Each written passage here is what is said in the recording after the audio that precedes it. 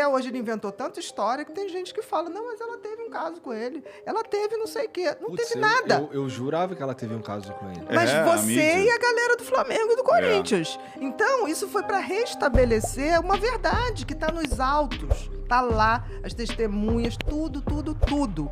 E aí ele querendo dar a versão dele, não tem versão. E aí, num primeiro momento, assim que saiu a série, ele vai pra rede social, né? Ele vai lá dizer assim, porque eu queria falar, que eu tenho uma coisa pra dizer. Ele sempre tem uma coisa pra dizer. Quando ele foi no programa do Ratinho, ele ficou 2 horas pra dizer, e o Ratinho falou, então diga. Não, mas é que eu não sei o quê, porque as pessoas... Ele vai botando gente, um diretor de filme, não sei aonde, ele vai criando uma lenha que nada dá em nada. E aí ele tinha mais coisa pra dizer e achou um absurdo ele não ter sido entrevistado no documentário. E aí teve alguém da Folha de São Paulo dizendo que achou que realmente fosse um erro. Eu falei, gente, as pessoas estão perturbadas. Porque, olha, esse não é um documentário de um crime que não foi julgado. Aquilo já foi julgado. Isso foi feito para restabelecer a imagem da Dani. Porque até hoje ele inventou tanta história que tem gente que fala, não, mas ela teve um caso com ele. Ela teve não sei o quê. Não teve nada. Eu jurava que ela teve um caso com ele. Mas você e a galera do Flamengo e do Corinthians. Então, isso foi para restabelecer uma verdade que tá nos autos. Tá lá, as testemunhas, tudo, tudo, tudo. E aí ele querendo dar a versão dele, não tem versão. Onde você viu isso? Aí você vê com aquela arrogância, ele falando, não, me chamaram pra falar, mas ninguém chamou nada. Ele tem a necessidade de falar. E aí o que aconteceu? A coisa foi tomando uma repercussão grande, né? Hoje já é o mais visto da América Latina, da HBO, né? E ultrapassando... HBO Max. Assistirei HBO hoje. Max. E não esperava o sucesso que ia ter, porque num streaming fechado, não é aberto. E a coisa estourou a ponto de estar sendo vendido em camelô. Eita! Lá no Rio, na Uruguaiana. A última vez que isso aconteceu, gente, Saudades da Uruguai, eu chamava de fonte quando era moleque. Exatamente. E aí, a última vez que aconteceu isso foi Tropa de Elite. É verdade. Caraca. Então, assim, quando eu vi, tipo assim, saiu no UOL, quebra a bolha da Elite e está sendo vendido, eu falei, gente, chegou no povo.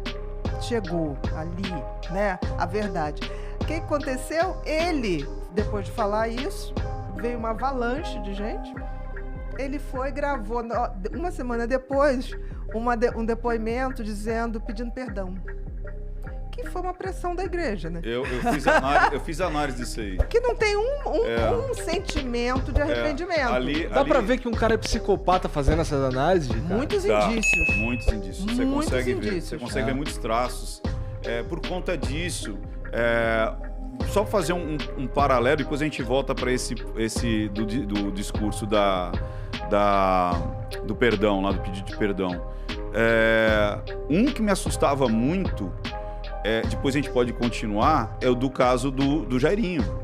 Nossa, vamos comentar isso. É o ex-governadorzinho. Não, ex-vereadorzinho. Ex-vereadorzinho. Mas deixa eu só pra jogar, porque esse era assim, pra mim, assim, os dois. Por exemplo, quando eles saem da delegacia, cara, se você tirasse no Photoshop eles dois e colocasse uma churrascaria famosa, parecia que eles estavam saindo da churrascaria. Sim. Que era um altivez, a roupa, a bolsa e a maquiagem. Cara, seu filho morreu. Tipo, morreu no seu apartamento. Ela foi pro cabeleireiro, pra ir pro E ainda tirou selfie, que foi uma coisa que me incomodou demais. Isso. Porque, e mesmo agora, tem Acreditamos na Munique, alguma coisa assim, ou Todos pela Munique, um Instagram a favor dela. Você não sabe, aquele Instagram já mandei tirar. Da Munique? Porque pegaram depoimentos meus, assim, falando sobre o Rivotril, por exemplo. Eu falando dos efeitos, Que ela fizeram? disse, eu usei. Fizeram um corte, botaram lá, tipo assim, tá vendo? Doutora Ana Beatriz tá falando. É verdade, acho que eu vi. Que a pessoa que usa o Rivotril pode acordar de madrugada e não ouvir que seu filho tá sendo... Tá sendo... E mesmo nesse, eu não sei se tá no ar. É sua. Eu não sei se tá no ar, mas uma coisa que me incomodava muito, Igor, é que assim, acho que eu até comentei isso quando eu fui lá no Flow da última vez. ela sempre estava em primeiro plano, ou quase sempre. Sim. O filho sempre estava para trás, ela que era o primeiro plano, ela que era a estrela, ela que vinha aquele lance do narcisista de eu sou a estrela, o resto é coadjuvante, até meu filho. Agora, voltando ao pedido de perdão, depois a gente pode continuar essa... Só para ilustrar que é possível você perceber, com pequenos detalhes comportamentais. Ali eu dividi em 3 etapas. Primeiro, ele é uma resposta pro Thiago Brunet.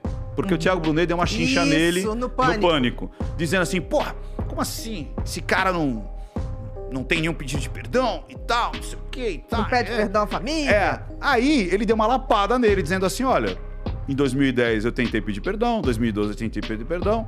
Então Nunca tentou. E ele consegue dar uma resposta pro Thiago Brunet. Aí depois, o meio é a discussão do perdão. O perdão vale a pena ou não vale a pena? O perdão é mais útil para quem perdoa do que para quem pede, então ele está divagando sobre o perdão. E termina ele fazendo, e ele relata, vou deixar catalogado aqui, registrado, o perdão. Aí ele pede perdão. E na fisionomia dele eu vi muito mais vergonha e medo. Muito medo. Tipo assim, cara, o que isso vai dar? Por quê? Porque ele volta à tona.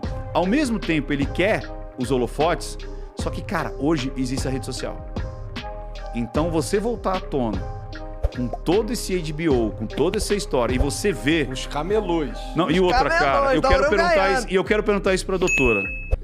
Cara, eu não sei como a Glória Pérez sobreviveu.